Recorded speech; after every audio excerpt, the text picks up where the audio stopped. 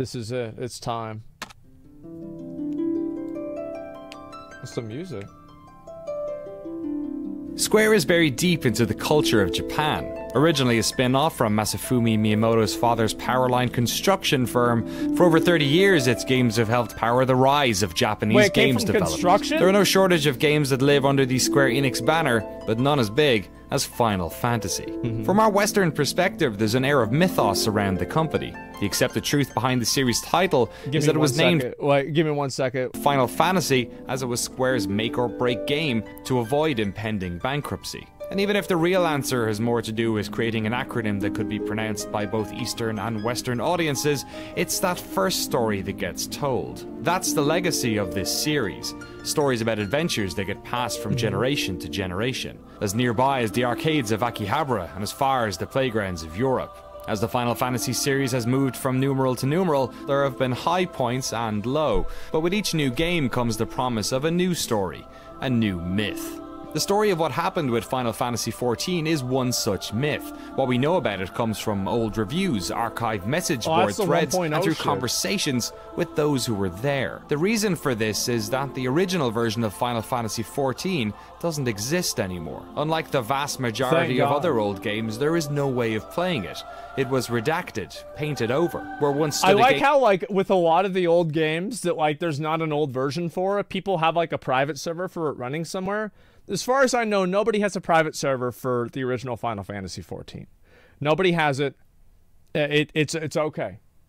That threatened to sink the Final Fantasy brand forever, now stands the second most popular subscription MMO in the world. And as the years pass us, the myth of that original version and its incredible redemption story are at risk of disappearing. How did it all happen? How did the same studio that shipped a broken mess turn it all around in 2 years? Why did they make the decision to keep the old version still alive while secretly working on a brand new game? And how did they manage to make all of this, the redesign and rebirth, part of the game's lore? We knew this was a story worth telling, not only for those who were there to see it all go down, but for the millions of you who have never heard about this, who never knew the extraordinary lengths the development team went to save this game. So we did just that.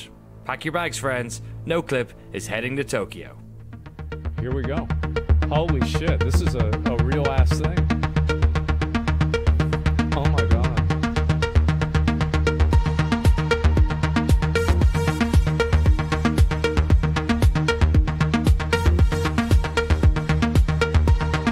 I hate flying in airplanes so much.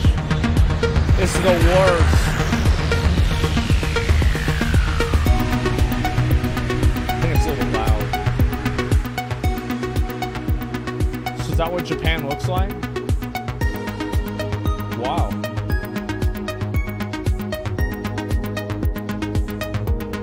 Yeah? Should go to Japan? Maybe one day.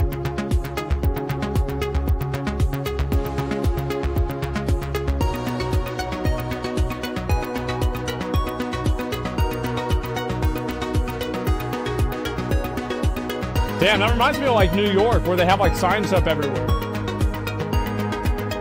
It's like super crowded, is that it?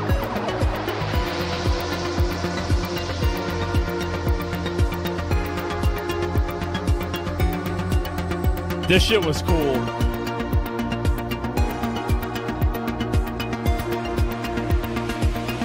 Real? Yeah.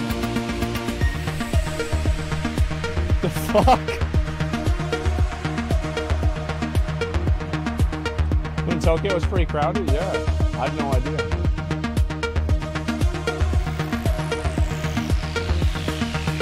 Dude, this fucking cinematic was fucking awesome. The ending of it? Oh my god. This is one of the best.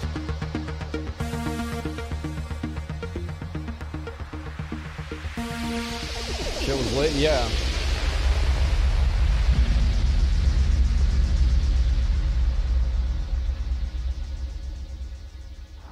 Hello and welcome to Shinjuku, Tokyo, home of Godzilla, restaurants full of dancing robots, and Square Enix, one of the most prolific video game companies in the world.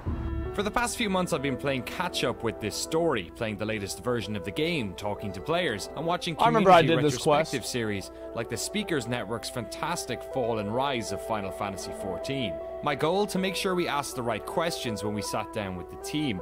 During our time here in Shinjuku, we're going to talk to everyone from the engineers who worked on the original game to localization leads, community managers, and even the CEO of the company. Oh wow! All to allow them the opportunity to tell their side of this fascinating story. Holy shit! The fall and rise of Final Fantasy XIV happened in real time in front of millions of people around the world. But we wanted to know about this story from an entirely new perspective, from inside the corporate machine that made it happen, that led to its terrible launch and ultimately its incredible rebirth. My name is Michael Christopher Koji Fonks. I am the English localization lead for Final Fantasy XIV. And my middle name being Koji, it's not something I gave myself, it's a name my father gave me. My father was stationed in Japan for 2 years in the Navy when he was young. Went back to the States. My mom had me. They wanted to give me a Japanese name. The family was having none of that, so they kind of snuck it in the middle name, but then they always called me Koji. And so I guess the joke was on the rest of the family, my dad being in the Navy. That's cool, I like that. Really That's learn interesting. A lot about Japan other than he really liked Japan, but didn't learn any of the language. So I always knew that my name was Japanese, but beyond that, I really didn't know anything about Japan. But there was always that little seed in there. And then when I got into high school, there's a Japanese class, and I like games. Oh, they make games in Japan. Hey, let me study Japanese. If I study Japanese, I can play all those cool Japanese games that never come out over in America. That's the way it used to be. When I graduated from high school, I took a trip to Japan for 3 weeks, homestay type of thing, and I fell in love with it. And during that period, I got to visit a lot of schools and a lot of English classes in those schools. And I thought, wow, I could probably I know English, I could do this, will be easy. It wasn't as easy as I thought it was going to be, but I studied a couple years at a university in America, then transferred over to Japan, started over 4 years at a university in Japan. Wow. Got my teaching license, and yeah. It's hard work being a Holy teacher. shit. Yes, I mean, I loved it, but that's a lot of work, draining. And that's why pretty much after you'd go to school 6 in the morning for morning basketball practice, because I was the basketball coach, because as my principal said, hey, you're tall, you're the basketball coach. Then you'd get into classes. I mean, I'd have my homeroom class, then I'd have volume? Okay, I'll turn it up a bit. Other classes, teaching, then he leveled up twice. School, all of a sudden it's, there's after school basketball, and then you'd get home and you'd correct. So I was really always at school every day. It was very draining, and I would go home and I would play FF11. It was how I was able to relax, and being able to go into my little room and turn off the lights and put on my headphones. And wait, so this guy could have played with Ninja?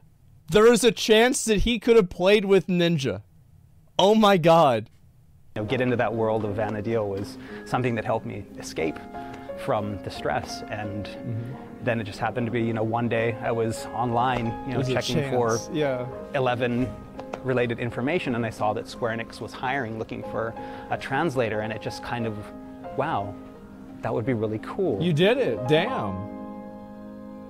That's an interesting story. Koji wasn't alone. Final Fantasy XIV was launched in 2010. Well, I have to say, like, this face, it just looks so dumb to me. What it reminds me of is, like, remember whenever that old crazy lady painted over Ecce Homo? And she painted Jesus' face back onto him, and it was all, like, fucked up and shit? That's what it reminded me of. The story of this game starts 8 years earlier with the launch of Final Fantasy XI. Yeah, they made the cat girls way hotter. The early days of online. Many of the team who worked on 14 started on 11. One of those was Kasuga-san, who joined the company in 1999 to build a network infrastructure for this fledgling MMO. They all have such good hair. 自分はネットワークとサーバー担当で入っていて、なので一番最初にやっていたのが、当時プレイステーション2で初めて、厳密にはドリームキャストがその前にあるんですけれども、プレイステーションプラットフォームとしてはオンライン要素が入った初めての時期だったので、プレイステーション2でネットワークを作るために TCP/IP のドライバーを作ったりとか、まだ当時モデム通信の時代だったんで PPP 通信とか、あと ADSL がちょうど普及し始めた時期だったんで、ADSL の認証として使われた PPPoE とかっていうその本当にネットワークの下の部分、今だとあんまし誰も書かないようなところを書くっていう担当で入社してました。まあ11に関して言うとね、まあスクエアエニックスって言いますか、スクエアが初めてまあオンラインのあれだけの規模のSo this is the guy. でやるってのはもう本当初めてだったんで、いやもう正直。Oh man, so yeah, this is the guy. こんな言っちゃっていいのかな。Wait, was this the guy that wrote all the stuff about NFTs? No shot, this was the guy. Oh my god, there he is. Oh man, this is the president of Square Enix. Am I allowed to say more? Looks at PR and laughs. Yeah, it's about fucking right. OK なの？あ、いいんだ。まずね、どういうことがあったかというと、What year did Final Fantasy XI come out? MMO とかね、海外の例えばウルティマとかそういった先行事例あるんだけど、まあ基本的に PC ですよね。で、俺らがだから今週末期でやるなんてもう無謀の極みだとかってね、もうたくさんそういうふうに言われました。まあソニーさんがPS2 のハードディスク。ベイビーキットなんかもですね、もう何Dude, I don't remember this at all. そういうの吸ったもんだしていろんなことがありましたんで、まあほとんどまあ不可能だとかでよく言われてましたよ。That's pretty visionary. 成功なんて。I didn't realize that. 11 was my first MMO. I hadn't played one before. Dude, I didn't even realize like I just thought Final Fantasy XI was just like some dumb old game. I didn't realize it was like probably the first console MMO. Holy shit, man. Yeah, dude, I had no idea. It still runs, yeah. Like I didn't even understand the perspective of it. I remember purchasing the PlayStation 2 broadband unit because they were all sold out. I ended up paying double on like some Yahoo auction or something like that. eBay. Ridiculous, but I had to play it. We got a new internet connection. We were on a regular modem at that time. Dude, in 2001, because, this was crazy. We needed a new modem. We had to upgrade to ISDN, insane. 128, you know. But yeah, it was definitely first worth it. cross-platform too? Something that's completely new to me, but you know, holy fuck, fascinating. And ever since then, I've been into MMOs. That was Dark the Souls gateway 2. drug for me. Going in from Came out like what, 15 and then years later? some of the Western MMOs as well. Getting into World of Warcraft, seeing the differences between the two. Personally, I think it's very different. I mean, here in Japan from the Western market because, yeah, it is for everyone in the globe. I mean, it's very first MMORPG on the console, PlayStation 2, and also, I mean, it was the first ever cross-platform MMO between PlayStation 2 and the Xbox 360. The obvious one is the most Japanese people don't really like to chat in public. Right. So, I mean, in the world, there's a lot of characters, but it's very quiet because people are using a tell instead of the say or shout. And then, but if you go to the Western world, game world, I mean, every single one is shouting around. So yeah, that's a huge difference. While that's crazy. I had no idea about that. Cause yeah, you go on any American server, and it's like I remember like any of them. There's just people popping off constantly. Yeah, Baron's chat. You have your EverQuests and you had your Ultima Online.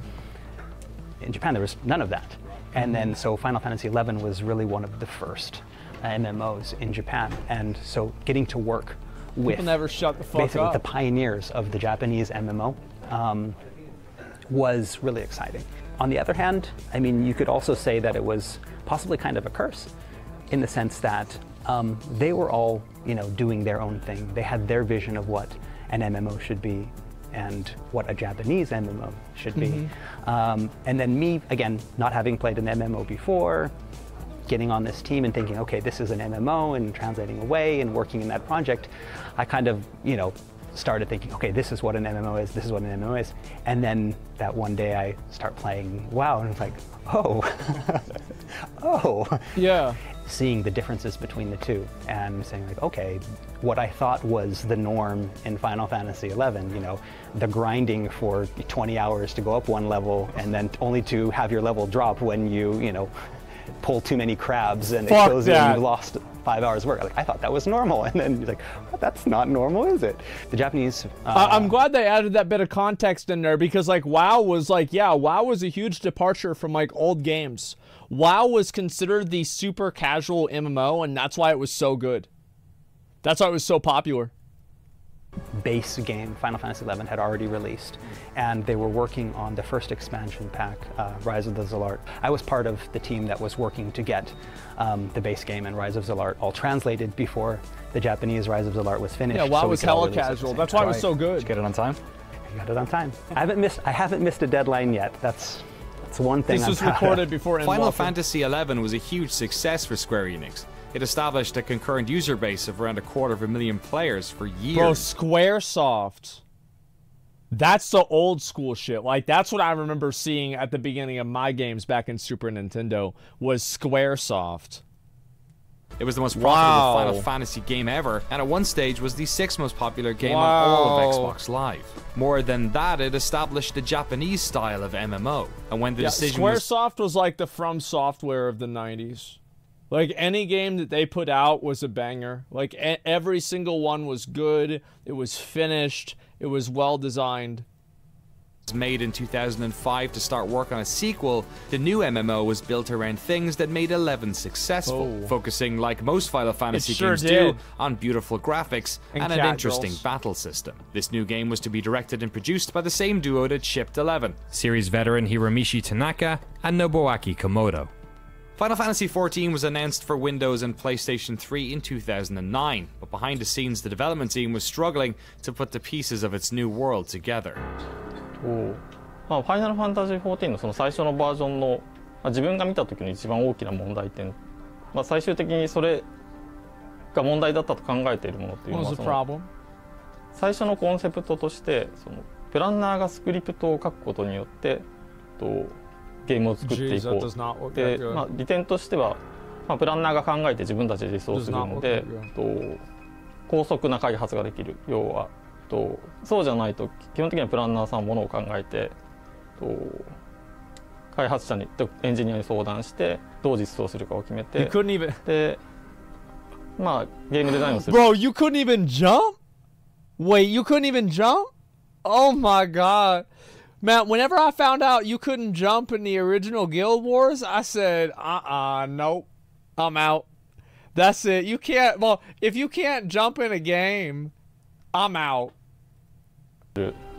人はそのどういうパラメータをいじりたいかとか相談しながらエンジニアと話をしてものを作っていかなきゃいけないんですけれども、そこの部分に関してスクリプトを導入すると自分で考えて自分で実現することができるようになるっていう発想でゲーム実装の大半がスクリプトで組まれてたんですね。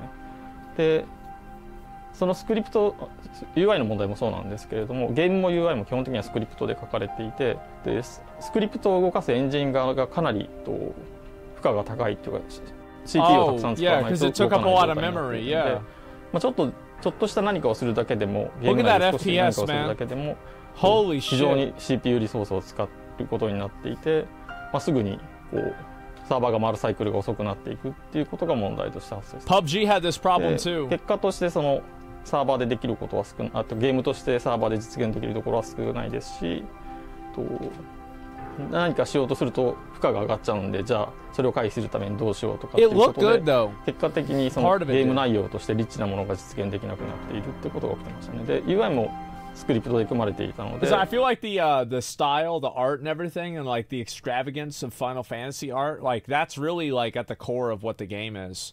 So like if you don't have like that extravagant fucking crazy art style, is it really Final Fantasy? なんかちょっと処理するだけでもすごい時間がかかるっていうような問題が発生していました。Like I mentioned before, again, localization being in a position where we get to see all the parts come together first. We were some of the first to realize that, you know, Houston, we have a problem.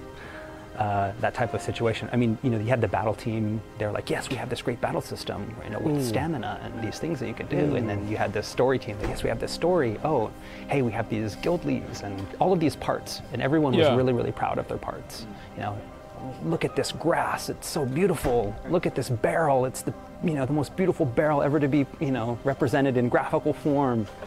It's got as many polygons as the character. Yes, and all of those parts, you know, all of these teams, again, very, very proud of their work. I mean, you have, the team was, you know, put together some of the best minds in Square Enix. You had people that were, you know, leads that could probably even, you know, lead their own projects, were all come together. And it became a Sometimes that can be a bad thing whenever you have a lot of people that all are supposed to be like, you know, they're like really experienced and like you never know really who's in charge, right? Because you have like, yeah, too many cooks.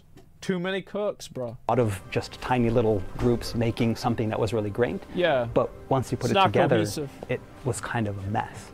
And no one really knew that, except for localization and probably QA as well. And we're like, okay, we need to do something. Together. But by then it was one of those, it's kind of too late to do anything. But for us, we would be looking at the text. Oh shit, there's the girl. She's the one you got her earring, and then you bring her back to the Scions of the Seventh Dawn. This is Gilfina. Yeah. She's the one that adopted Milfina's mom. Yeah, after her parents got killed by the Gubu and fucking Ul'dah. Some of it, you know, it wouldn't make sense, or it would just be very bland. And Thancred saved her. And thinking, if there's any way to make this game better, what can we do? It's like, well, I can take this text and maybe add some more stuff into it, add some more flavor to it. Because this what you know, maybe that will distract people from the fact that the battle is not that fun. At a fundamental level, the piecemeal design of the game was causing problems. Graphics were inconsistent. While many elements of the world were copy and pasted ad nauseum, some environmental objects had as many polygons and shaders as a character model. The battle system was just confusing. The game didn't have elements fundamental to most modern MMOs, things like jumping, auto-attack, and the ability to interact with the map using a mouse. It had I think that's one of the things, is like WoW was just like, you've got to remember, like WoW was so far ahead of its time whenever it came out. It basically put every other game that came out within 5 years of it into the dirt. Like it was so good, and there was nothing that even came remotely close to it. Like the amount of like the especially in terms of like core design, right? Like movement, menus, you know, like interactivity with the world, interacting with the NPCs, like all of that stuff. Like World of Warcraft was like contextually probably the most like it was like the equivalent of the iPhone. Right? It was like remember whenever Apple brought out the iPhone and like nobody else was even fucking in the same universe as that? That's what WoW was like. System that nerfed hardcore players to make sure they didn't level up too fast. The UI was confusing. Crafting was incredibly complex and took forever. And simply, there just wasn't enough content. The closed beta wasn't going well. They needed more time to fix these problems, so the open beta was pushed back to within a month before launch. The team knew there were problems, and they were getting frustrated. 今まで話していた仕事っていうのは大体その2010年の1月から、実際にリリースされる 8月ぐらいまでの間にやっていたことで、ゲームが本当に良くないっていうのがこう。みんなに認識されて自覚されていくっていうのは結局ベータが始まって、本番が始まってっていう、8月9月10月ぐらいまでの期間に起きたことなんですね。で、実際にはこうチーム内の意識としてもリリース前、そのベータが始まる前から本当にこれをリリースしていいものかどうかっていう議論はある程度そのチーム全体でそのオフィシャルであったわけではないですけれども、開発者の中ではやはりその世に出していいクオリティかどうかっていうところは議論がありました。It's almost always a bad idea whenever a game gets released to the public and it's bad. Like pretty much every time it's a bad idea. Like it's like if it gets released early, like Cyberpunk, New World, Shadowlands, fucking, what are some other examples? Like, it gets like what happens is like people's first impression is so important. No Man's Sky, right? And like, I don't know how that game's doing now, the population, I have no idea, but people still have like a negative impression of it. Like, if you release a bad game, that game is bad forever. That's it. And like, this isn't the Shigeru Miyamoto quote from like fucking 30 years ago. I'm talking about like it's bad forever in the mind of people. Like even if it gets good, it's still bad. 1.0 was getting made. Was the mentality that, oh, we're not like, that's like their thing and we have our very own successful thing over here. We're going to just make another one of those. Right. And that's really what it felt like, is that we're going to continue doing what we did because it succeeded before. why wouldn't it succeed again? And seeing that direction, them taking that direction, and knowing that, having worked on 11, that yes, they were very successful, seeing the success that they had with Final Fantasy XI, seeing these great creators, creating something that was, revolutionary. But then on the other hand, knowing that what they were doing was, yeah, but maybe that worked 6 or 7 years ago, but a lot of things have changed since then. And that's kind of what happened, I feel like, with Cyberpunk, is that Cyberpunk, what my understanding was like they just kind of assumed that it would be good because they made Witcher 3. It's like, well, we made Witcher 3. How could this be bad?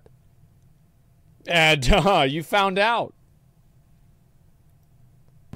I think there was even one guy on the localization team that got to that point where he just got so frustrated that he just wrote this scathing mail and sent it out to the whole team before telling anyone else on localization he was going to write it. And then we all get it at the same time, the devs team. We're reading it, it's like, wow, this is really terrible. I hope he doesn't, oh, he sent it to the whole team. My man. Because he just got really frustrated because to him, they were being very stubborn. They weren't, they hadn't moved on. Whereas the rest of the world had moved on and adapted, with. Wait, so he literally was like, so he straight up said like, y'all doing the old fucking game. This is not the way the game should be anymore. Oh my God, I love that. That's amazing. Release of WoW and what they had done. Yeah. Whereas the team here was like, no, we're going to stick with what we know, and that's good enough. Then start feeling more concerning the situation. This is not fixed, not fixed, not fixed. You announced the launch date, but it's not fixed. So, but still, some major portion of people 2011. Are still thinking, still believing. No, it's better, still better. Last phase. And it's like also you got to keep in mind, like at that same time, 2011, this is like right on the heels of like WoW, and it's like absolute peak of popularity, right? This is like 2010, 2011, fucking like Wrath of the Lich King is out, Arthas is getting killed, like it's the biggest fucking thing, man. Still better, so it could be, fixed or changed at the launch timing.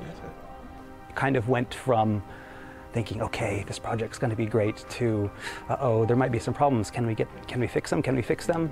Okay, we can't fix them. Is there anything we can do? I don't know.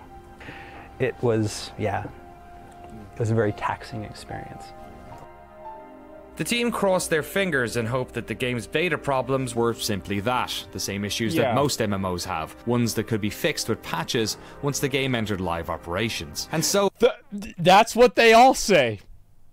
Yep, that's what they all say. They're like, yeah, we know it's fucked up, but by the time, whenever it comes out, we'll fix it eventually, right? It's like that was the cycle, the WoW cycle. Oh, they'll fix it in alpha. They'll fix it in beta. They'll fix it in the live game. They'll fix it in the first patch. They'll fix it in the second patch. Oh, wow, they finally fixed it. And then a new expansion comes out. Oh, they'll fix a new thing in the next expansion, the first alpha, then the beta. And it's like, yeah, finally, this is what happens. New World. Yeah, they'll get it eventually, right? Final Fantasy XIV Online launched on September 30th, 2010. It sold well its first week, and after a month, had over 600,000 players swarming into its world. But it didn't take long for the cracks to appear. The problems in the beta were echoed by new players. The game was sluggish, the servers crashed, and Eorzeans quickly ran out of things to do. Quests were limited, and the fatigue system even made grinding for XP next to impossible. It's crazy how something like this could happen, and then New World could come out and do the exact same thing wrong. Like, New World did the exact same thing wrong. Critics ate it alive too. Let's get right down to it. Unless you've got the patience of Job or some kind of masochist, you shouldn't play Final Fantasy XIV. Its problems are so vast that I could spend hours talking about them. The awful interface, the recycled content, the stringent limits on questing, the useless maps, the stupid market ward, these issues and dozens more constantly have you asking that age-old question, what were they thinking? So, what was it like seeing public reaction? Not good, I bet. Yeah, not fucking good. People fucking hate it. Like, the thing is, like, I was so balls deep in WoW at that point. Like, I had just graduated high school like a year or two before then. So, like, I was chilling with the boys, fucking playing Wrath of the Lich King. I wasn't thinking about no fucking cat girls. I was thinking about the Lich King and Deathwing. That's it. And so I wasn't really keeping up with this whenever it happened. Yeah, it was very, I mean, very disheartening. Yeah, it sucks. Because I bet it would. You'd want to look at those and you'd want to say, no, they don't understand. They don't know, what's going on here, or but deep down, you'd know they were right. And that was what kind of, that dagger in your heart and it's twisting, because, you want to defend what you worked on. I mean, the people that I worked with are the greatest people. I mean, I still, work with a lot of them. I had worked with them before in FF11. Yeah. I consider them not only coworkers, but friends. That's nice. But, and then you see people online, bashing the work they did, and I know how hard they worked. I know how many hours they put in. I know that, like, in the last 3 or 4 months, people were basically living at work, all putting their 100% That's nuts. People working so fucking hard on that shit. Like, people always talk about it here in America, like, the, what's it called? Crunch time or shit like that. But, like, yeah, they sleep at work. Yeah, they just work all fucking day. Japan work ethic is nuts. The thing is, like, it's also the, it's like the culture. A lot of the culture is different. And, like, you do have companies that work this way here in the U.S., but it's like there's like a good part of it and like a bad part of it, right? It's like, working hard and like a dedication to like stay late and like really make sure the job is done, like that's good, but like then it goes too far and like people do die from getting overworked and shit like that too. It's a game that was, destined to, you call it death march. It's kind of crash and burn, and then to have people online just say, oh, that sucks, this person is a piece of shit, or their work is terrible. It hurts, but it hurts more because if I was not here and was a user and had played that game, I probably would have said the same thing. Yep, there it is. 当時はね、私CFO やってたんで、みたいなんですけれども、ローンチのタイミングでやっぱり一番大きく違ったのは、11の時のいろいろごたごたね。I do find that little part of it to be a little bit, isn't that interesting?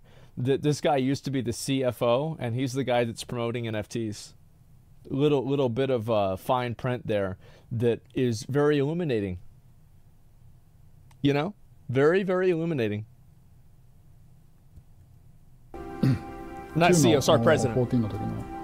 ごたごた一番違うっていうのは、No longer investing. 11の時はいろいろごたごたあったけど、ゲームに関して言うと、さすがに相当やっぱり、その程度やっぱり受け入れファン相当やっぱり評価されたんですよね。で、オペレーション上のねトラブルとかっていろいろ多分あるっていうのは、これはある程度つきもので、大変だったんですけれども、それはあったんですけど、ゲーム内容に関して言うと、非常に評価されたというふうに理解してますけれども、前作の場合の一番やっぱ私はちょっとまずいなこれって思ったのは、やっぱりゲーム自体の評価が非常に厳しいものだったということですね。これはちょっとやっぱりそういうのをローンチした後ね、やっぱりそこはね非常にリアルに感じましたね。それはそうですね、ローンチしてしばらく経って、そんなに長い期間じゃなかったですね。そうしばらくなんでやっぱり相当なこのままで大丈夫なのかという社内でも相当やっぱり議論ありましたからね。I mean, the first few months was just an endless stream of translating apology mails from producers and directors and finding out that sucks. Trying to figure out different ways of saying we're sorry, because the more you say it, the less weight it has. But Japan being a country where people apologize a lot, that's part of the culture. But then trying to translate that, it's like, okay, this is the 10th time I've said sorry in this one post, and then from the American myself, it's like, yeah, people are going to look at that as insincere. The more you apologize, the more and then trying to explain that to the team, it's like, no, we have to apologize. It's like, yes, you have to apologize, but and it just became, we weren't talking about the game anymore. I remember this same thing happened whenever Yoshi P recently apologized for the delay on Endwalker, and like everybody here was like, yeah, I mean, because at this point, right, I think a lot of people. Like, I think we're just kind of tired of like having a game come out and like it's not ready or it's bad. So it's like, yeah, take all the time you want. I think most gamers would rather wait and play the game as it's good. Even though some of them might say like, oh no, it's fine, we'll fix it later, I just want to play it right now. No, you don't. We're talking about how to translate apologies, and it seemed like that lasted for, you know, a couple months. Actually, we see a huge drop. I mean, right after the launch timing, we got good number of the subscribers. Then that fall. I mean, as you can imagine. So I mean, it was failure, and we announced failure. So we see lots of decline. さっきも話した通り、実際にはその開発内でも。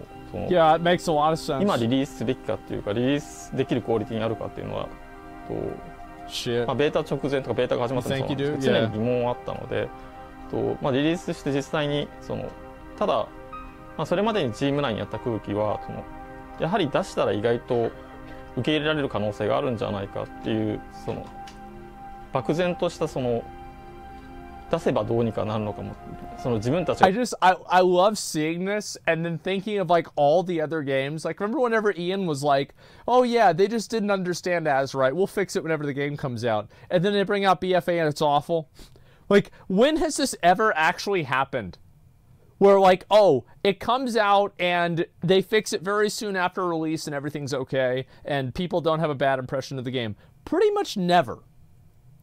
思っているほど悪くないのかもっていう何の根拠もない希望的なものがあったんですね。で出た結果結局そんな魔法は起きなくてやはり自分たちが感じている通りにまあ、まだ世に出すには早いというか世に出せるクオリティに達していない商品を出してしまったっていう気持ちはみんなにあったんで実際に改善しなきゃっていうか根本的に対応しなきゃいけないっていうところはチーム内に割とすぐ広がったと思ってます。なので特にすごいそんなことはないっていう意見がすごく強くあって誰かを説得しなきゃいけないみたいなことは特になかったですね。That would make sense, yeah.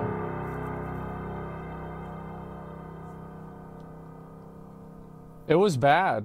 Like today's everything that I've heard about like the original Final Fantasy XIV was like it was just garbage. Like everything about it was bad. It was just a horrible game. Like graphics were bad, gameplay was bad, everything was bad. That sucks. Is based across multiple floors in a modern office complex in Shinjuku, Tokyo. It's a company that is often designing multiple projects at once. And while Final Fantasy XIV was being developed, in another part of the building a different game was being made. Produced by a Final Fantasy fan, his name, Naoki Yoshida. 一番最初はファミリーコンピューターUS だとエンターテインメントシステムのマリオブラザーズが一番最初にプレイしたゲームです。とにかくテレビの中テレビっていうのは見るものだと思っていた子供の時にところがマリオブラザーズで初めてコントローラーを握ってゲームをプレイした時にまずそもそもテレビのものを自分が自由に動かせるっていうことがものすごいショックで友達の家でプレイさせてもらったんだけどものすごい興奮したのを覚えてますね。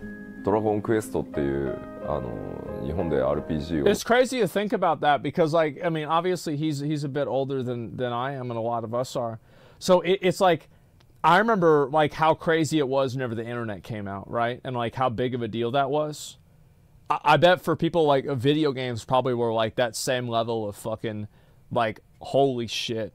Like I'm actually moving shit around on the television, you know? Like that's nuts. まあ大きく広めたタイトルを初めて触った時にアクション Dragon ではないゲーム数字のやり取りでこんなにまたさらにゲームは面白くなるんだっていうのを特にストーリーラインがあってっていうまた次のカルチャーショックを受けて RPG っていうジャンルにものすごくなんだろうフォーカスしていくことになったかなとは思います。当然翌年に出たファイナルファンタジーにも映画的な演出ファンタジーをより強く打ち出したっていうところにもすごい衝撃を受けてたので Yeah, I don't remember Dragon Quest at all. 僕の中でドラゴンクエストとファイナルファンタジーっていうのはすごい大きかったですね当時。Like most Japanese players at the time, Yoshida-san played all the early Final Fantasy games. He holds them in high regard, though he still holds the bitter memory of not being able to save before the last dungeon in Final Fantasy III. But when he was 11 years old, a brand new type of gaming experience arrived at home. His uncle gave him a PC. On this PC, the young gamer learned how to program BASIC. His first video game centered around trying to break into a bank vault. But this PC also exposed him to a spectrum of gaming that eluded most Japanese players. How old is Yoshida? Yeah, how old is he? He's 49. Holy shit. Okay, so I'm just trying to do the math. Like, wow. That must have been like pretty much the first fucking PCs. Holy shit. Western role-playing games. Wow. He fell in love with games like Diablo and was stunned when he first went online and played with other players. でその翌年にウルティ I マ wonder オ what ン he ライ thinks ンを about ベータ Diablo か Immortal. らプレイし先輩にとにかくすげえゲームあるって言われてウルティマオンラインをベータから始めたのが初めてメモをプレイした作品でやっぱり同じようなその3回目の衝撃3000人が同時に一つの世界で遊ぶっていうのがもうとてつもないまた衝撃でしたね。まあウルティマは本当に自由度のウルティマオンラインは特にとにかく初期は自由度がめちゃくちゃ高いゲームだったのでそのいわゆるロードの称号をつけたそのなんて言ったらいいんだろうなすごく紳士的なというかコミュニティリーダー的プレイをするキャラクターと完全に悪のプレイヤーキラーをやるキャラクターを2つ作ってどっちも Bro, he was ganking people and shit? Oh my god! It's a PK, yeah! MMORPG っていうゲームがどう作られているのかどういったエンジニアリングが See, like, I love the fact that, like, because you think about it, it's like, who really knows, like, how to make sure that people don't get fucked with in a game are people that used to fuck with people in games. Yeah, like, they're the ones that, like, really understand it because they know how to fuck with people in games. Exactly. That's what it's gotta be. 必要なのかっていうのもものすごいそこで勉強させてもらったと思います。もうその頃からはコンソールと同じぐらいの比重で PC でゲームをかなり遊ぶようになってたので、自分で PC パーツ買ってきて組み立てたりしてたし、でやっぱりそのあたりで FPS もかなりプレイし始めてたし、特に 3DMMO のスタートであるエヴァクエストその後プレイをし始めて EverQuest was a pretty big step up too. Like, I mean, you got to keep in mind, like, before EverQuest, like, you didn't have it where you could move around like this. It wasn't the fluidity. Like, EverQuest was a big step up. Now, I wasn't into EverQuest. I did not like the game. However, I can respect the fact that it was a tremendous increase. Like, it was 3D. Yeah, it was massive.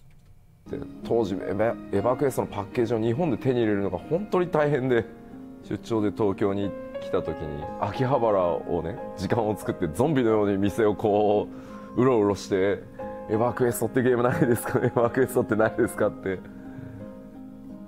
Yeah, we did the same thing with WoW. Yoshida-san would embark on a career in games that would eventually see him joining Square Enix to work on the Dragon Quest series.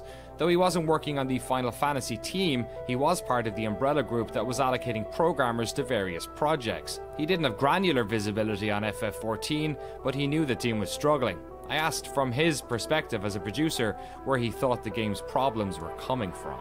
わかんないこれ広報にカットされるのかもしれないけどクリスタルツールズって呼ばれるミドルウェアを全社で作ろうとしていたので腕のいいプログラマーが全部そのチームに Yeah, this was like their engine or something. 各なんだろうゲームラインから招集されて Yeah, it was something like that, right? みんないないっていう状態になってしまったのでどのプロジェクトもものすごい大変な時期だったまあオリジナルの14がああなってしまった理由の一つでもあるかなとは思いますけどさらに2つ大きな問題がそこに絡まっていてスクエアエニックスその全体にプレイステーション2のジェネレーションで本当に世界一クオリティグラフィックスのクオリティが高い Yeah, like I'm telling you, like Final Fantasy X was like that was like I'm trying to think of a game.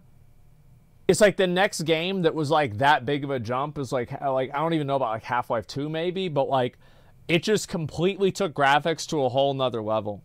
Yeah, Crisis, like yeah, maybe Crisis or something like that. It was massive, man. ゲームエクスペリエンスがものすごく詰まったゲームっていうのをたくさんリリースしたので、本当にこうなんていうんだろう、ある意味自信過剰にもうなっていた時期で。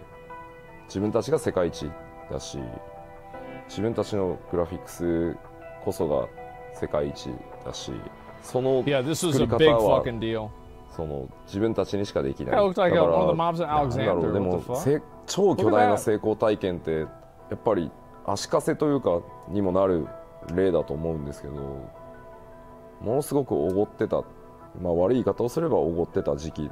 That's what happened again. Like that's what CD Projekt Red was. I think that's also what happened with WoW. It's like after you succeed so many times, you know, like you just kind of get used to and assume that like things are gonna be fine, and then eventually they're not fine. You know, like the looking at you, yeah. There's a lot. It's complacency. You can't be wrong anymore. Exactly. It's too big to fail, and then people fail. 例えるとその刀を作る刀匠のような職人たちが本当にたくさんいて、彼らが一つずつを手作りで作って世界一のクオリティを作り上げていたんだけど、実は世界は、まあ、特にその北米を中心にテクノロジーでそれをカバーするっていうところをずっと追求してきた時期で、プレイステーション3の世代になった瞬間にテクノロジーの方がそれを上回るっていう時期が来たせいで、作り方を変えようとはしないし、だけどテクノロジーも追いつけないっていうことから、さらにそれを知ってるはずのプログラマーたちはミドルウェアの制作に行ってるっていう状態で、でもグラフィックス作ってるそのアーティストたちは自分たちの作り方こそが世界一だと思ってるので。That's what happened with a lot of, like, the thing is that graphics, this used to be a really big issue. Like, now I feel like a lot of people have, like, better PCs in general. But, like, even back 10 years ago, one of the biggest problems with games is whenever a game had really good graphics, it was effectively unplayable for a large amount of people. People just could not, yeah, they were not ready for that. And, like, you'd have games come out, and it's like, this is a great game, but nobody can fucking play it because of just, like, how high the options were. Crisis, you know, another big one was Half-Life 2. Half-Life 2 was fucking massive. Like, that came out in, what, 2004? No, people still didn't have graphics cards by then. You know, they were still running, they were still trying to boot this up on a Windows 95 PC. It was brutal.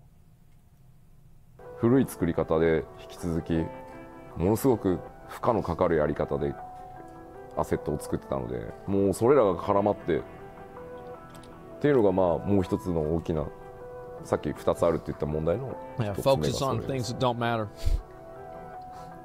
もう一つはプライドはいついかなる時でもとても大切なものだとは思うんですけど、そこにやっぱり超巨大な成功体験をしたっていうこと自体が乗っかってきちゃうと、その自分たちの作るゲームこそがベストであって、他をあんまり見る必要がないっていう時期でもあったんじゃないかなと思っていて、例えば当時世界多分 MMORPG を知ってる人に世界最大の MMORPG は何ですかって言ったら、100人に聞いたら100人がワールド・オブ・ウォークラフトって言ったはずなのに、誰もプレイしてない。Bro, like that's like that. I'm so glad to hear it. This is the same fucking shit that happens with so many other games. Is that it gets developed by people that don't fucking understand the genre. They just make their one game and that's it. Like, you have to always be looking at what other people are doing. You have to always be like innovating. It's like I go and I look at, like, for example, it's like I thought WoW was like the norm. Then I go and I play Final Fantasy. It's like, wait a minute, no, I don't have to do a fucking 30-second, you know, 30-minute run back, you know, like whenever I was doing Cthulhu, right? I don't have to do this. Like, oh, I don't have to like rebuff every time. Like, my buffs just stay on. It's fine. It's like a lot of the things that you just take for granted as like this is just the way it is, other games say, wait a minute, why? Right? And like, you have to look around and say, like, this is actually, take a step back, deconstruct it, and say, like, what really matters. Like, Blizzard used to be the best at this.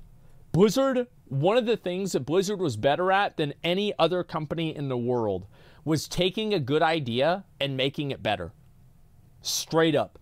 Like, that is what their strength was taking, like, you know, anytime a good MMO came out, and everybody'd be happy. I'd be happy. I'd be like, great, Blizzard's going to steal all their good ideas and put them in WoW.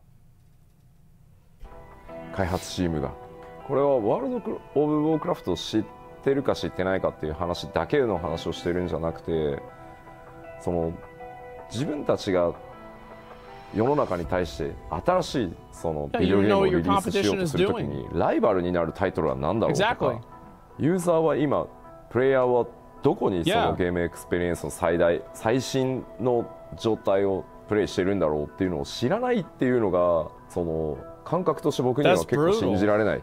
なんでもっとみんなゲームプレイしないの？だって自分たちが今どの辺りにいるか分かんなくなっちゃうよっていうのがまあ言いたい。で特に14の場合に。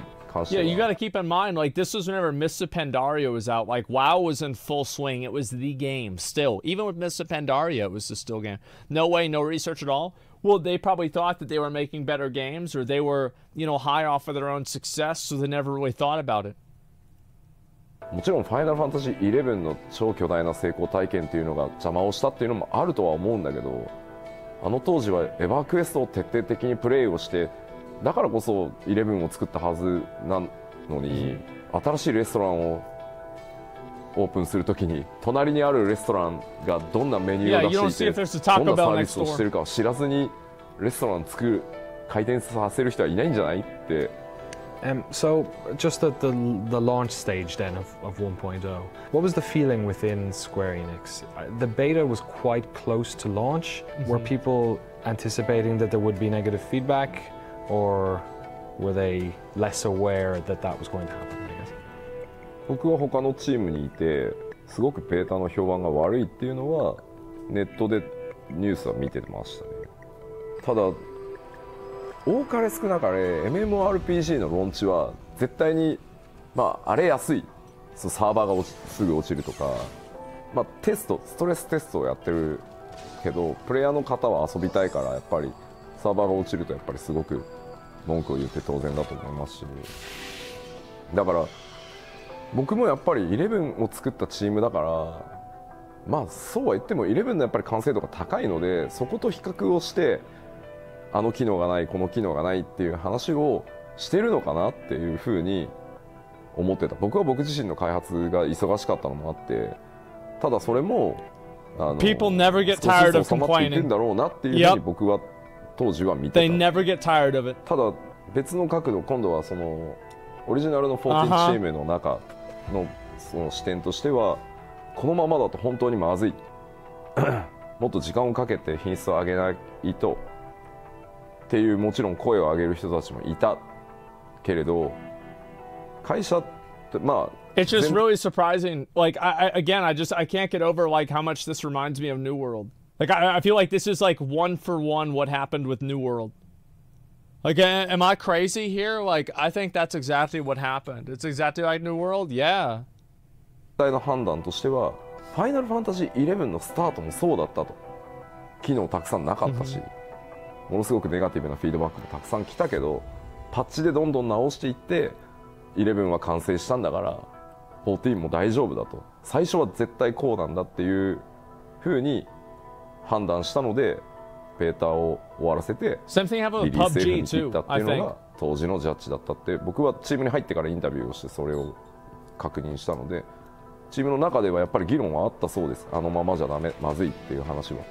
ただ最終的なジャッジは今お話しした通り11の時もそうだった。でも11だってずっとパッチを続けてああなったじゃないかと。Eventually, corporate realized that this wasn't usual launch problems, so they called on a few select members of the team to create a task force. This task force would research what changes the game needed and the resources the development environment would require to do the work. I don't know why companies don't do that here in the US. Like, this is a smart thing to do. Because you've got a massive fucking product. You've invested, like, you know, millions of dollars into this. And it's like what I feel like we do. I feel like it doesn't happen. A lot of times, it's like the game comes out, it's not good, and it's just like, well, it's, you know, it is, you know, it is what it is. I don't understand why that happens. It's so frustrating. And, like, I'm mainly talking about WoW, but, like, it's like, how did this not happen with Shadowlands and BFA, you know? Like, it just frustrates me so much. Because, like, it's just common sense. Of course you should make a team to decide, like, why it's messed up, right? Especially if it's a live service game. Fuck. Of that team would talk to Yoshida-san about their worries after hours. His thoughts were that the current organizational structure would need to be modified if the team was going to make the changes required. In October of 2010, Yoshida-san talked to the then Square Enix president Yoichi Wada and suggested they initiate a company-wide emergency to get the team the resources they needed. Holy shit, Amber spent Alert. a few days talking to the 14 development team about their concerns, and while a lot of the team had suggested that the current task force was in fact up to the task, some members of the 14 team had pleaded to have Yoshida-san join the project to help. And so it transpired that in late November, corporate took the decision to remove Hiromichi Tanaka from the team and move Nobuaki Komodo from director to lead designer. Both of their vacant positions would be filled by Yoshida-san. Damn. At that time, he was leading a team that was working on an original IP for Square Enix. All right, yeah, he was replaced two disappointed guys. to leave that team, but excited for the opportunity to work on one of the company's crown jewels, a numbered Final Fantasy game. Yeah, it's so huge. He got right to work. やらなきゃいけないことが当時3つあると思ってて、まあ順番にやってったんですけど、まずそのチームにまあオリジナルのチームにトップが変わります。であとそのタスクフォースメンバーもそのまま開発コアとしてリードに入りますっていう当然話をしなきゃいけない全チームに。ただ僕はドラゴンクエスト側のゲームを開発することが多かったので、そのほとんどのスタッフを知らないというか、まあ顔と名前ぐらいは知ってるスタッフはいたけど、一緒に仕事したことがある人がほとんどいなかったので、まず「Say hello」っていうところから。で一度もみんな仕事したことがないから、どんな仕事をする人間なのかを見てくれればいいよってまずで、あ、こいつダメだと思ったらチームを抜けて構わないからっていう話を。If you don't like it, you can get the fuck out. That's what it is. Yeah, there it is. Holy shit. Yeah, then you can leave, but just give me 3 months and then let me know what you think by then. That's confidence, man. 最初にして。一緒に仕事してみようでも1回はいいよねって。でそれでダメだと思ったら本当すぐ抜けて構わないから3ヶ月ぐらいまず一緒にやろうよっていう話を僕スピーチでした記憶があります。でまあもう1回チャレンジするよ。まあ当然その時その申請するなんて話はまだ計画がなかったので、とにかく立て直しをやるよと、ギブアップはしないよっていう話をした時に。It would make them like, the thing is, you got to keep in mind is like Final Fantasy is like such a big thing with Square Enix. This is like their main game. Like that's like the main thing. That's like, you think of Square Enix, you think of Final Fantasy, right? So like if there's an L Final Fantasy, that's gonna be like there's an L expansion. Like if Blizzard, if WoW is bad, Blizzard is bad. If WoW is good, Blizzard is good. That's just the facts. よしやるぞっていう人たちと、13 huge fucking out. もういい、もう無理だよっていう人たちと、なんだよこの急な体制変更って言ってまあ怒ってる雰囲気の人たちとっていうのが大体のその時の雰囲気でしたね。まあそんな中で今も14のサウンドディレクターやってるソケンが、まあその話をしてた時と大きなホールだったんですけど。2階のサウンドブースで僕のマイクの調整とかやってくれてて、そのソケンがあいつだけですよやり直すぞっていうか、そのリベンジするぞって言ったらガッツポーズしてたのはあいつだけです。今でも覚えてますよ。2階席でおっしゃーってやってたんであいつ。I saw both reactions. I saw the, oh my God, we just went through a year of hell and now he's asking us to go through a year and a half of hell to this point that might, you know, be another failure. Because, you know, no one had taken a game. Wait, that was Soken? Holy shit, I don't think he mentioned his name. God damn, so he was there ever since the beginning. Holy fuck. He did? I didn't see that. Maybe I looked away for a second. Soken was a sound mic dude? Yeah, I just didn't know his name.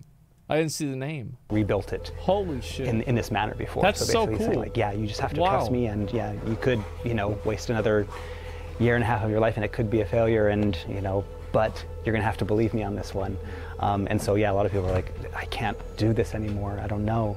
And I can understand that because, again, it was a gamble. But then on the other hand, there were, I mean, a lot of us, you know, myself included, but I mean, a lot of people on the team that were like, no, I mean, we worked so hard on this and we did our jobs the best that we could, but for a lot of, you know, reasons, some circumstances that were out of our control, you know, decisions made by higher ups, decisions made by other teams that, you know, affected our work, and nothing that we could do about it. But we had put our all into it and we were invested in the project. We still believed in the project. To have someone from the outside come in and not just come in to say, okay, you know, forget it, we're just going to do it my way or the highway. He's like, he asked our opinions. He laid out a roadmap. He gave us a vision and a hope. And it, even though it seemed like it would be difficult to achieve, it didn't seem inconceivable. Yoshi P knew there was one of the things that's really important whenever you actually are like in charge of people, is you can't just tell people what to do. Like, you can't do that. Like, it's just, you have that shit happen and like nobody's gonna fucking listen to you. It's just not going. Remember, this is what I said before, like with that last video.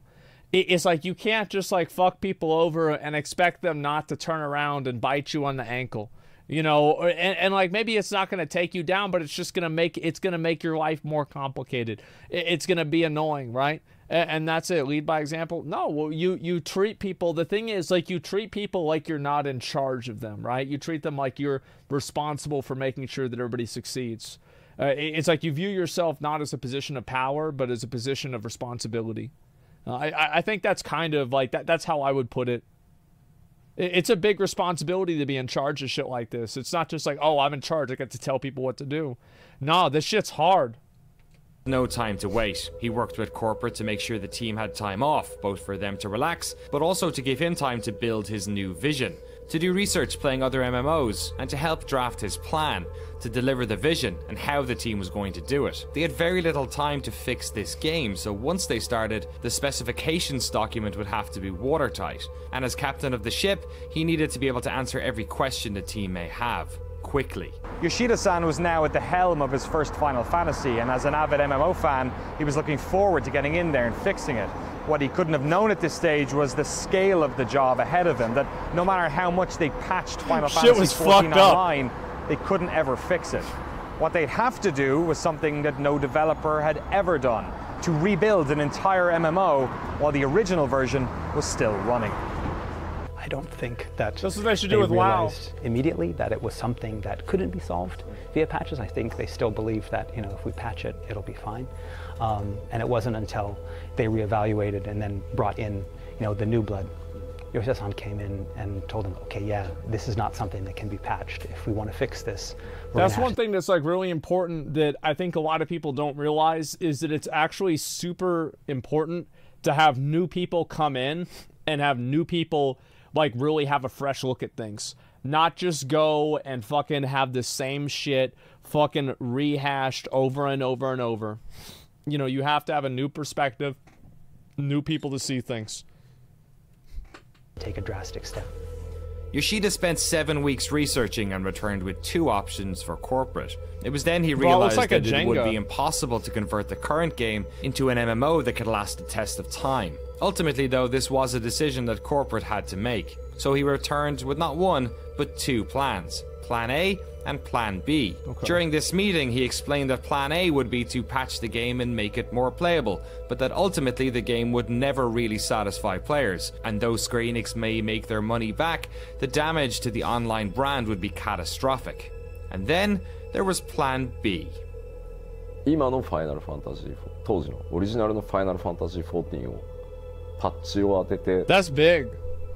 そのできる限り That's the red pill. ポジティブに遊べるものにしながら裏で全く新しいそのファイナルファンタジー14をもう一度作り直すっていうのがプラン B で、まあその話だけを聞くと、まあそんなバカな。It's like at this point, I don't think any other game had really done something like this before.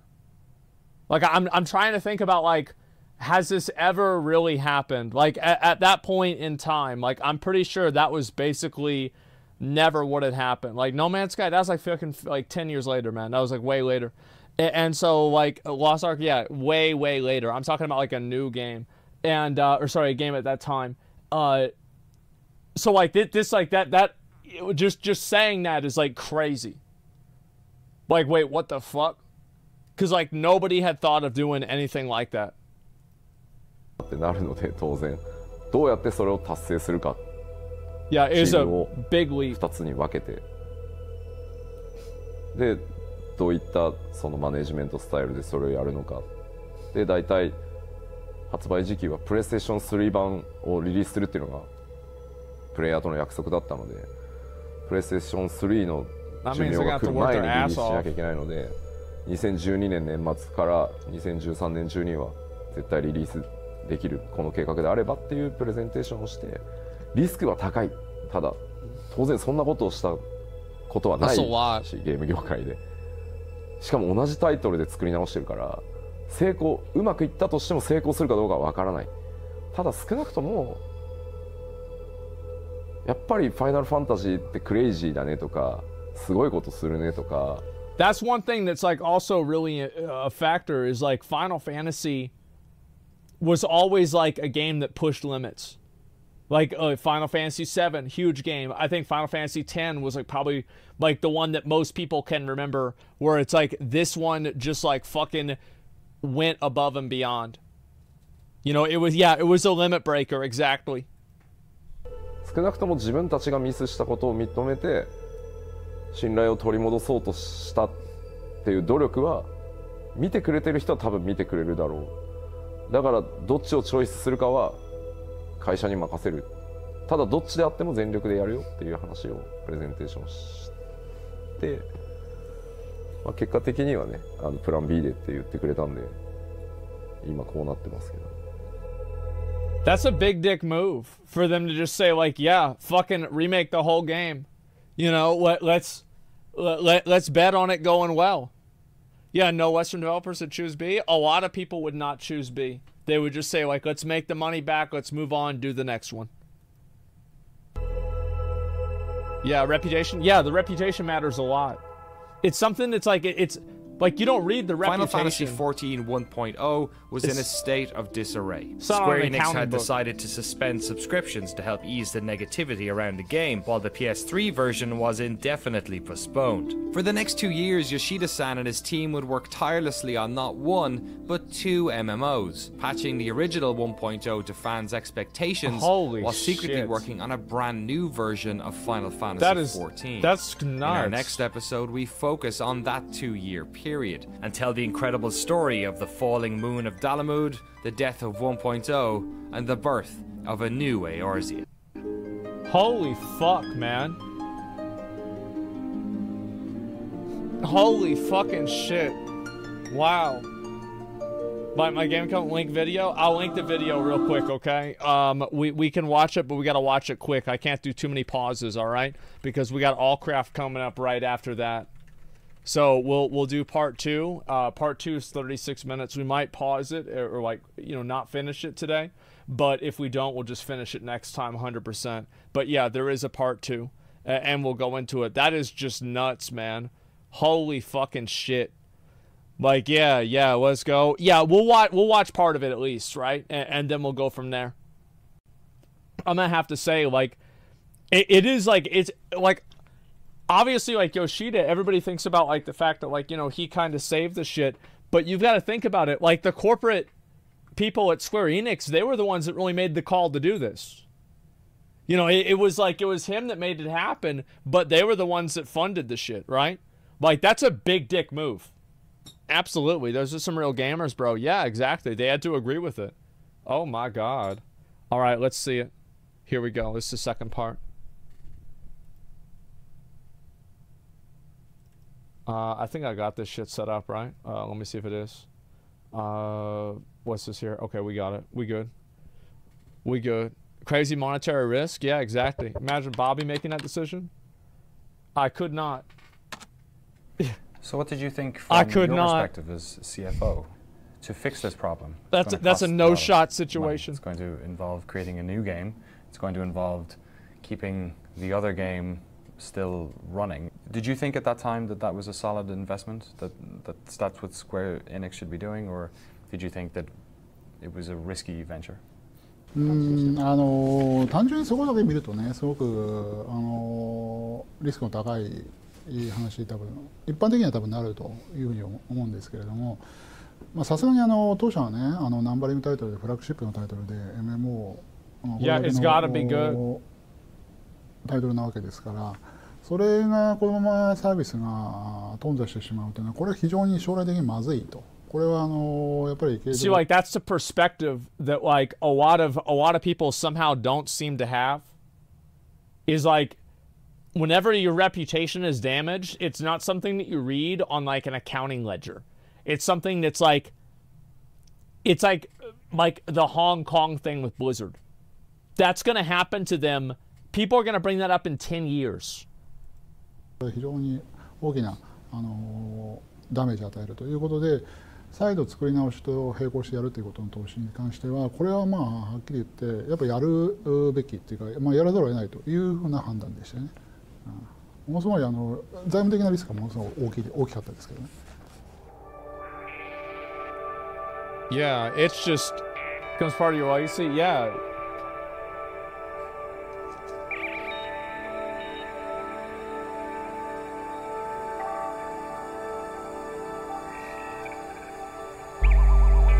That's the perspective that people just don't seem to have.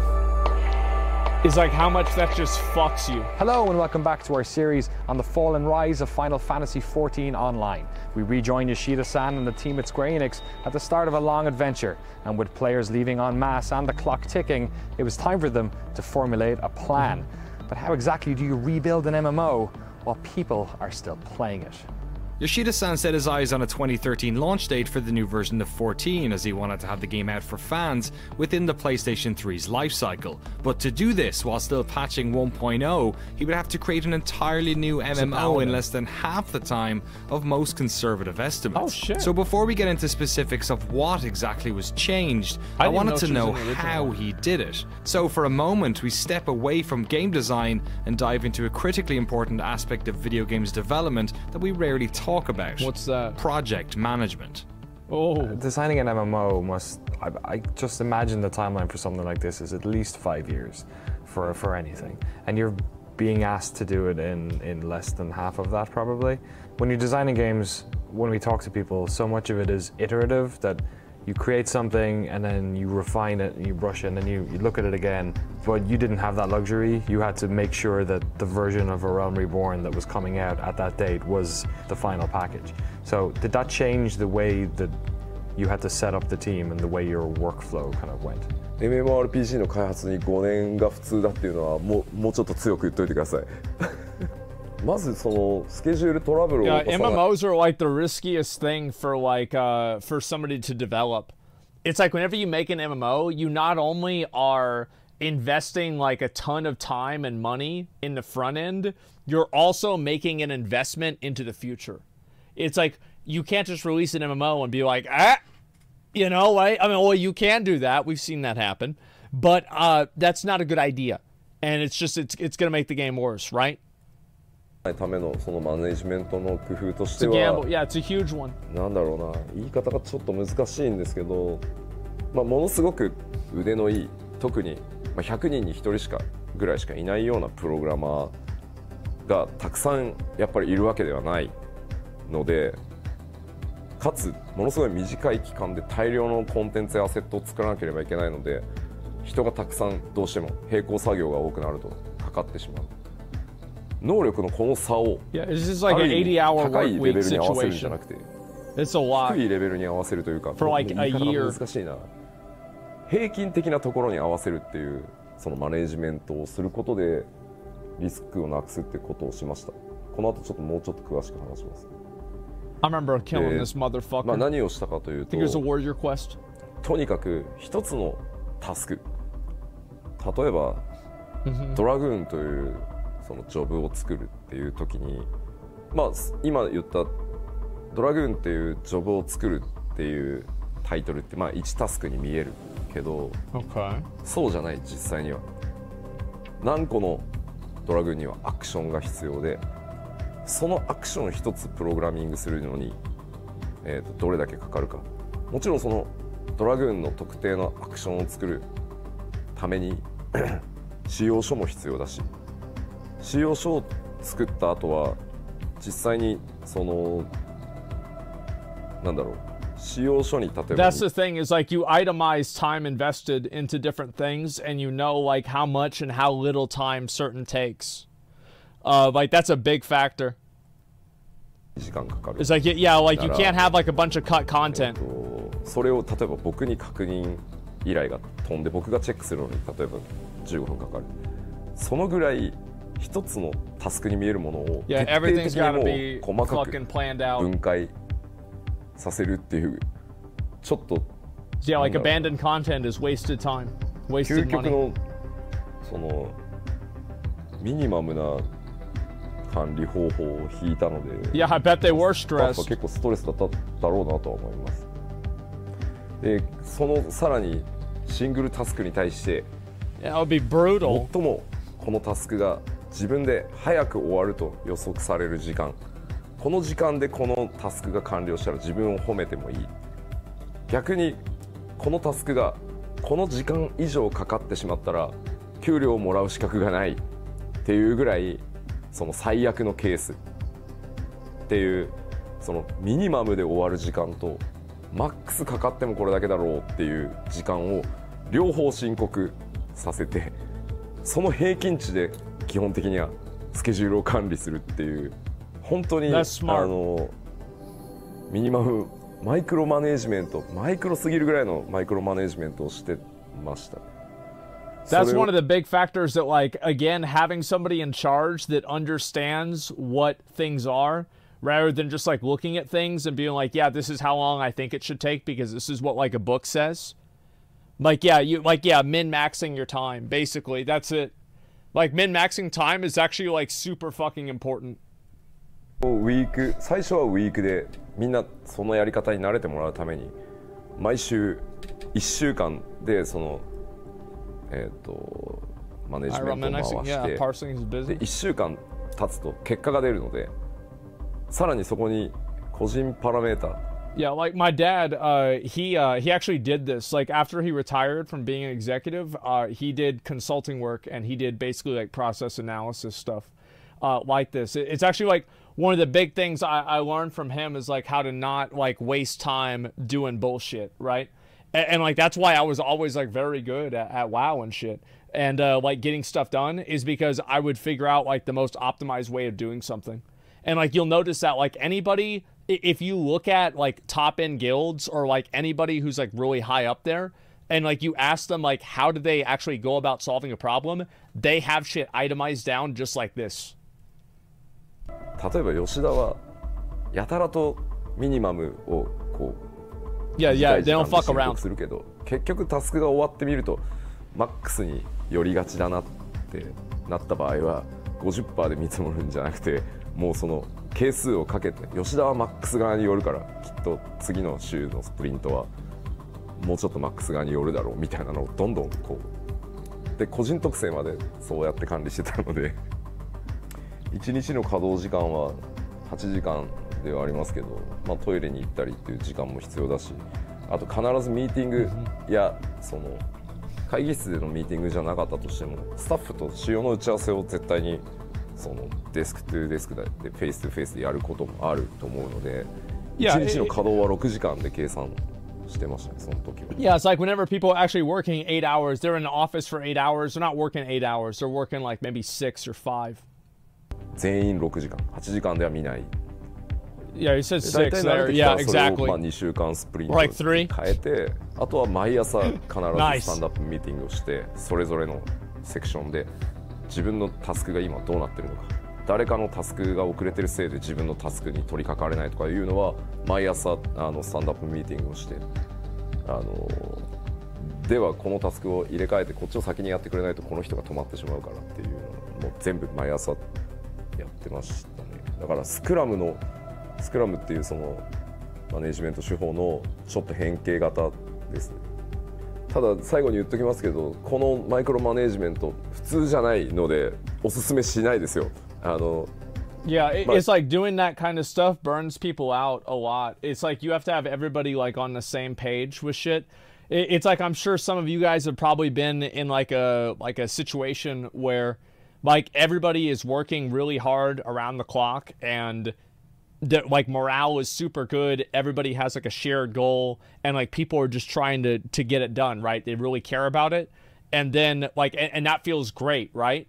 But you've also probably like at least heard of times where it's the opposite. People are just being worked to death and it's like there's no real point to it. There's no end in sight. It's just brutal. Yeah, it's a stressful environment. Like morale becomes more important the more stressful things are. So yeah, it's really important to make sure that like people feel like they're getting heard and they, you know, they're not upset about things. 2年弱で MMORPG を作る。逆に言うとスタッフにも2年かからず終わるからこのマネジメント。だから今は我慢してって言ってやってもらったものなので、一般的には絶対お勧めしないです。細かすぎます。Yeah, anyone can come in and say, "Oh yeah, we're gonna rebuild the game. Follow me." But he came in with, this huge Excel that had all of these lists of everything on it, what we're going to do here, what we're going to do here, this is when we're going to do them by, and this is what we're going to do here. Yeah. And to see that, it's like, okay, this isn't just a stopgap type of thing where president's like, okay, crazy here, let's just change the leader and hopefully things will, get things will get better. It was an actual, okay, this guy really wants to do this. He has this plan. Yoshida had them running like a well-oiled machine, so it was time to get to work. First things first, they had to start the rollout of patches for 1.0, but a critical part of the failure of the first game was the poor communications the development team had with their community. So to keep diehard fans on board during this protracted period of redevelopment, they had to be a lot more transparent. What we explained to players at very first is it was failure. Failure. So we need to restart the game. But I actually just realized this. Lost Ark stole the Tukis, the way that they organize themselves on who's the best and who's the worst. They just stole that from Final Fantasy's kobolds. They literally lifted that shit straight off of it. Like, I didn't realize that till I looked at him there. I thought of it. Like, yeah, they straight up fucking airlifted that right off. They were like, yep, same thing. And they're both like little goofy little animals, It's pretty much the same fucking thing. If it works, it works, yeah. At that timing, we didn't War announce Tuki? Reborn is not announced, but we are going to fix this game. We need more communication. So just list all the changes, plan changes. So some upper management people doesn't like this because if you show this to the players, player knows what we will do. So, after that, you did this, but you didn't do this, you didn't this. Everyone can check that. So, some people doesn't really like that way. But when Yoshida-san and myself are discussing how we deal with the community, but what we need to do is to establish the trust. 確かに、今の14のそのユーザーベース That's a big thing. Is like trust matters a lot, and you see that with like Endwalker. Like Endwalker had a lot of problems on release. It did. Like the server queues, like that was fucking like if you can't play the game, that's a huge fucking problem. But like the people trusted the developers, and they realized like they're doing their best. And it'll be ready when it's ready, you know what I mean? Like, that's a massive thing. And it's like, you see what happens whenever that trust gets eroded, and like, people just don't, they don't want to hear it, even if it's something reasonable. It's my fault. Yeah, I got tweeted at whenever it happened. I was doing it. メディアの皆さんからも、そのプレイヤーからも、そのファイナルファンタジー14はもうダメだ。むしろ、なんであんなダメなゲーム遊んでるの君たちどうかしてるんじゃないのって言われながらも Yeah, いやファイナルファンタジーシリーズだから絶対何とかしてくれるはずだ、いやこれはこれで僕らは楽しんでるからほっといてくれ。その11だって最初の頃はいろいろあったけど、Yeah, people thought the game would get better. きっと良くなるはずって言って数はもちろん今と比較したらすごく小さい。 That's what happened with WoD, is that people thought WoD was going to continuously get better. And to be fair, I think Blizzard pretty much delivered. Like, Legion was fucking insane.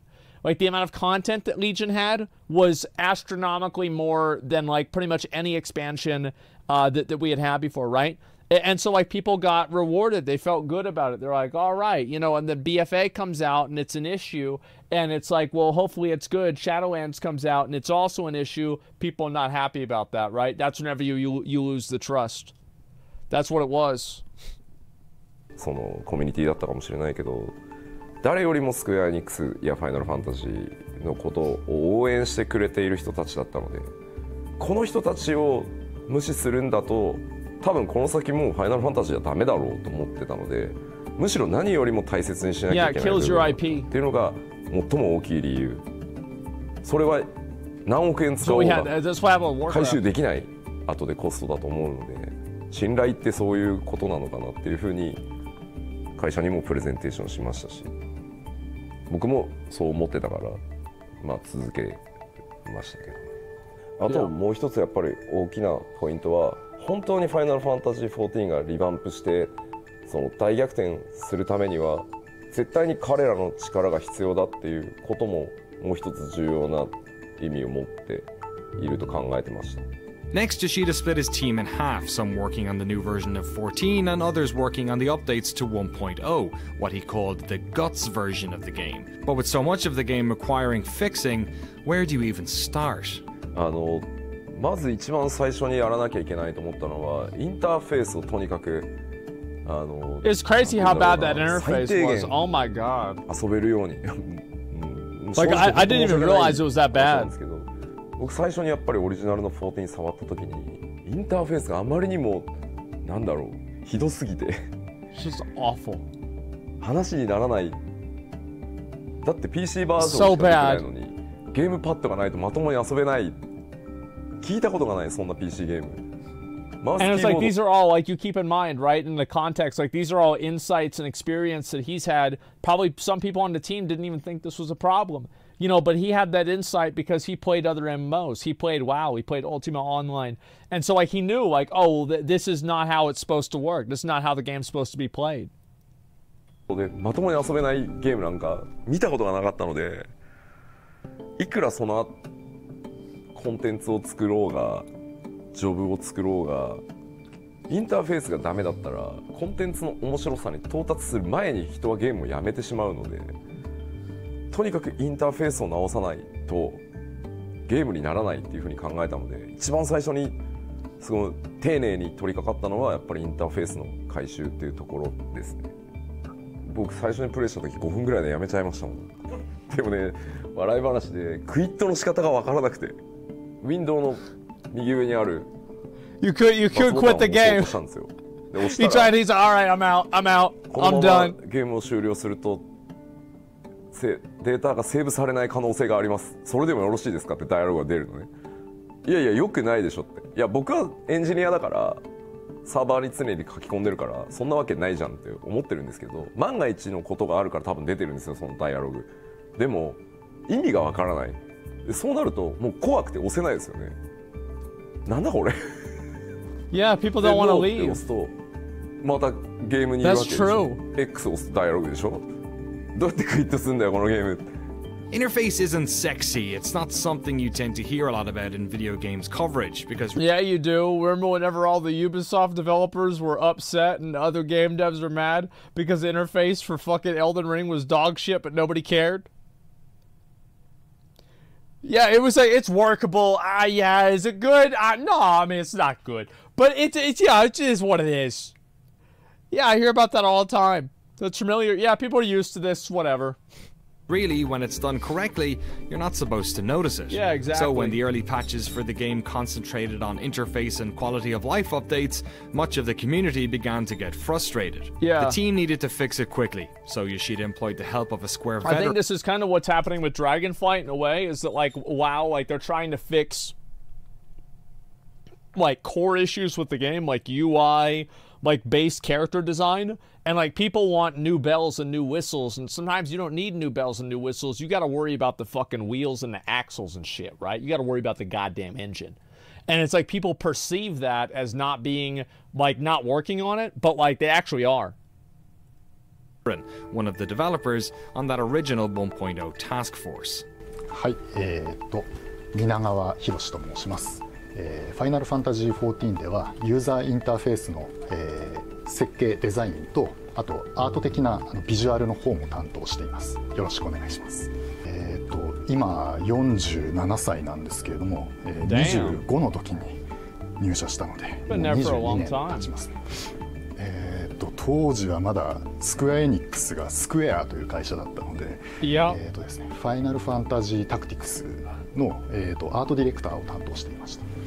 なので普段は少ない情報、なるべく少ない情報やシンプルな表示を心がけているんですけれども、今回はカスタマイズ性というか、よりツール的な考え方でいろんなプレイヤーがそれぞれ自分の好きなカスタマイズができるようにということを普段よりも強く意識してます。